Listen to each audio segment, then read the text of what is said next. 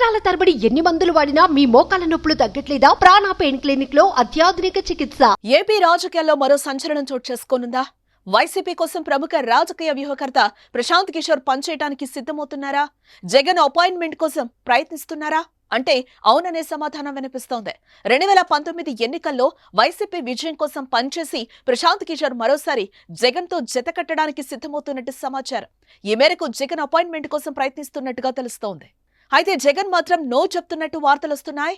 జగన్ కు సన్నిహితంగా ఉండే ఒక జాతీయ నేత సూచనతో తిరిగి ప్రశాంత్ కిషోర్ ను వైసీపీ కోసం పనిచేయాలని సూచన వచ్చింది.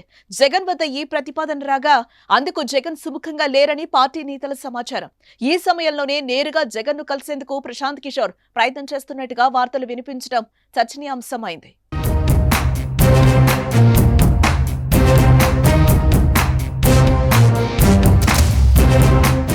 2019 ఎన్నికల కోసం ప్రశాంత్ కిషోర్ తన ఐపాక్ టీంతో వైసీపీకి పనిచేశారు.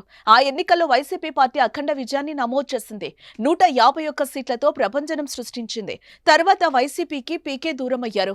ఐపాక్ నుంచి బయటకొచ్చేసి ఆయన రాజకీయ పార్టీని స్థాపించి ప్రత్యక్ష రాజకీయాల్లోకి వచ్చారు. దీంతో ప్రశాంత్ కిషోర్ తో కలిసి జగన్ కోసం పనిచేసిన రిషి రాజు సింగ్ వైసీపీ కోసం పనిచేశారు. ఈ ఎన్నికల్లో వైసీపీ ఘోర పరాజయం పాలైంది. కేవలం 11 సీట్లకే పరిమితమైంది. టీడీపీ, బీజేపీ, జనసేన కూటమి విజయం సాధించింది. అయితే ఎన్నికలకు ముందు ప్రశాంత్ కిషోర్ టీడీపీ అధినేత చంద్రబాబు ఆహ్వానం మేరకు అమరావతికొచ్చి సమావేశమయ్యారు. హైదరాబాద్ కేంద్రంగానూ సమావేశాలు జరిగాయి. జగన్ కు వ్యతిరేకంగా మీడియాలో మాట్లాడారు. ల్యాండ్ టైటిల్ యాక్ట్, మద్యం గురించి కూటమి ప్రచారం వెనుక ప్రశాంత్ కిషోర్ ఉన్నారనే వాదన ఉంది. వైసీపీ పార్టీ నేతలు సైతం ప్రశాంత్ కిషోర్ పై తీవ్ర విమర్శలు గుప్పించారు.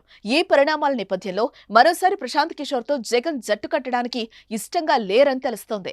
మరి ఈ ప్రచారంపై జగన్, ప్రశాంత్ కిషోర్ ఏ విధంగా స్పందిస్తారో చూడాలి.